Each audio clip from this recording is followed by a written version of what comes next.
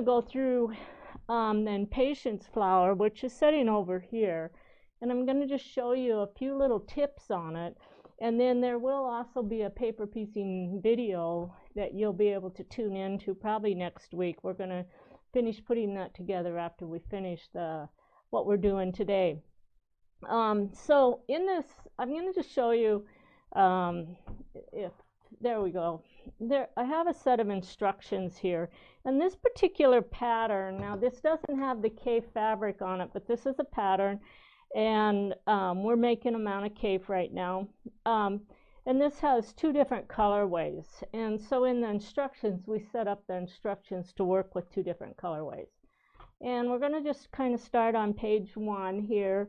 And I'm going to go through and show you that the general information at the top is just really basic information. It tells you who designed the pattern, where the fabric for the cover sheet came from. And then we tell you that you have newsprint. The first thing, it always tells you how much newsprint you should have in your pattern, and you always want to check that out. And then there's a little area there that talks about corrections, because nowadays we have the ability to make corrections to a pattern. It's really easy because all you have to do is scan that QR code on your phone, and it takes you right to the pages where the corrections are for a pattern if they have some. Underneath that part, we go over different techniques, and I'm just going to bring up some techniques that we do in almost all of our patterns. All of our patterns are designed with what we call floating points.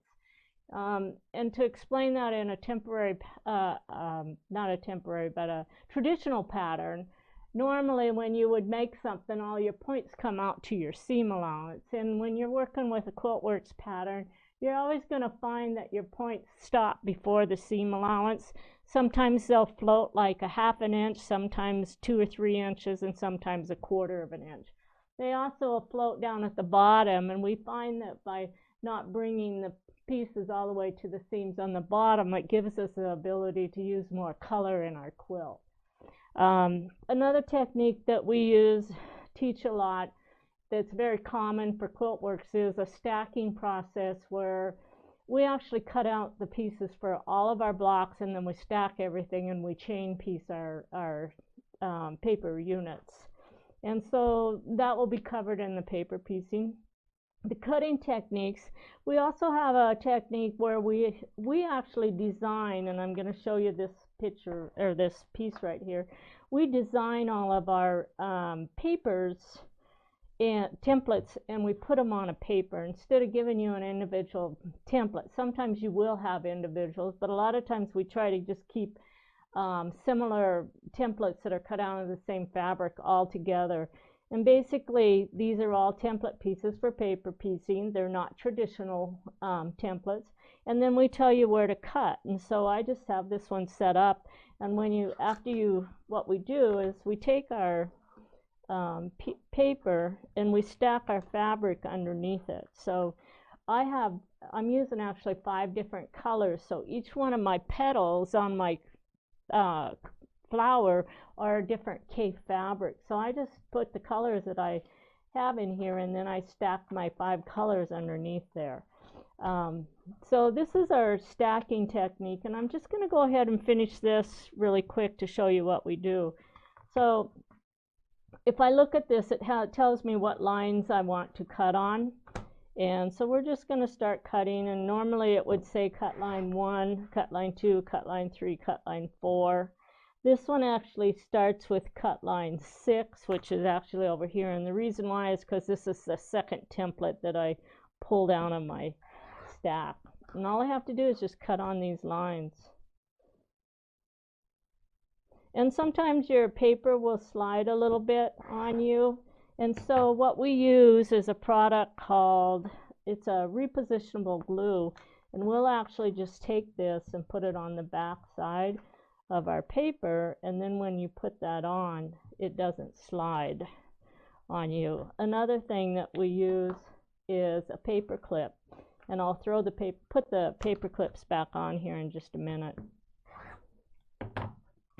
All right, so once we get the pieces cut out, then I usually look for there's a line on there that says sew side, and I'll take a paper clip and I put this paper clip on there and clip that template to my fabric. So now all of my pieces that I've cut apart are all stacked in the same order, and I don't have to worry about getting fabrics mixed up. So we're going to place a paper clip on this piece. We're going to put one on this one, and I always do them on the sew sides, and you'll understand that in a minute. And then we're going to take this piece, this one, and this is my very first piece, and so it does not have a sew side on it, because that one you're just gluing it under your paper. We also have our pieces over here, and we're going to take these pieces. We have 4 different spikes, and so I'm going to start with my very largest number, which is going to be section 9, and I'm going to stack these. And then I'm going to find my spikes, put them on top. Then we're going to go to section 7, and then we're going to go, those spikes are for section 6. Then we go to section 5, and then we go to section 4, and then we're going to go to section, actually that was my, 5, and then we have our 3. This is my 2, and this is 1. So that stacking process that I showed you actually put me into, I'm all ready to start paper piecing, okay? So that's one of the things you will learn when you start doing paper piecing with Judy Niemeyer. All right, the other thing I want to talk about is, those are our cutting and stacking. We want to talk about registration lines and the foundation papers. And on our foundation papers, I've already cut all of my foundation papers apart for you guys. There's a few things in this particular little pattern that require some explanation, and one of them is we have what we call a registration line, and on our papers we have these little lines that we actually sew after we do our paper piecing, and they allow us to fit our pieces back perfectly, and I will do a video on that later on today. So those are very important to mark. And then the next thing that is kind of new to our patterns is when we have a curve that has a pretty tight curve in it that's hard to sew, sometimes we'll add these little lines in there. We call them snippet lines, and what you do is you actually cut on those snippet lines, and then it makes it easier to fit those curves on there. Okay, the other thing I'm going to introduce to you is with this pattern, we have a product called Stitch and Peel. And Stitch and Peel is actually it's sticky on one side, it's a rinse away product, and you can actually pull the paper off the back side of it and stick it down, and we use it for all of our applique. And we use this product in a lot of our patterns where we include applique. And on this particular quilt, we have what's called a creative binding. So doing a binding, and this is, I'm going to pull the flower down, and I'm going to go over the binding as well. But this binding, when we put this on, this is just like doing a binding around a wedding ring quilt. And so you're coming in, and then you have an inside curve, and I'm going to show you how to do the binding around the inside curve in a short demo later on. Okay, so those are some of the things that we're going to share with you today, and whatever we don't get done, we'll put in that video so that you can follow through with it at the end. The other thing I want to talk about is supplies, because our supplies for all of our cutting, for all of our patterns, are pretty much the same. And so one of the things we do is we give you a general list there, and the first thing is going to tell you is that you need a steam iron, which everybody has an iron. You're going to need a large cutting board. You're going to need some rulers, and it says that you need a 6-inch by 24-inch ruler. When we first started writing that information, we didn't have a lot of options for rulers. Now we have lots of options for rulers, so pretty much if you can find any type of a smaller ruler that you can work with, that's great. We also use scissors. You're going to need a couple pairs of scissors.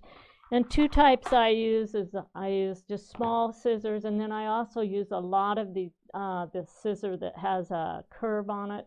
They're considered an applique scissor, and we use these all the time when we're working with curved piecing. The other thing it wants you to have is you need some Roxanne's Basic Glue if you're going to do any type of applique, and you need a 1/4-inch foot on your machine. Then we get into our add-a-quarters. We have several sizes of add-a-quarter rulers. We use 6-inch and we use 12-inch and 18-inch. And if you don't know what an add-a-quarter ruler is, basically it's a ruler that was designed by Karen McCormick, and it has a lip on the back that's a 1/4-inch, and so you can actually butt that up against your folded back paper, and it trims a 1/4-inch seam allowance before you add the next piece. It's one of the greatest tools that were ever designed, and we found it for paper piecing, and it's a very common tool by all designers that do paper piecing. They use the add-a-quarter rulers. The other general tools you're going to need is you need some marking pencils, you need some highlight pens, you need purple thing or a stiletto. This helps you when you're pulling your papers to get into the little tiny pieces. You need refills for your glue, you need a seam ripper, and you need some tweezers. And if you don't, I have a tool here. It's got a seam ripper and the tweezers on it. It's one of my favorite tools, but if you can't find that, you can also find other types of tweezers out there, and there's just lots of different options there. The other thing you need to know is if you're sewing with foundation paper, especially on newsprint, I should really say for newsprint, you really should try to use a 70-10 needle, because it's got in a sharp, because it goes through the paper a lot easier and it doesn't make as much noise on your machine. And then last, we also have tape, and we've used a lot of Scotch tape in the past years, and we just previously started using this. It's a paper tape, and it's called Next Care, and we really like it because it actually, you can tear it and you can remove it from your paper without tearing the paper. So it's been a really nice tool to have. You're going to use your staplers, and then you're going to have lots of paper clips and lots of binder clips.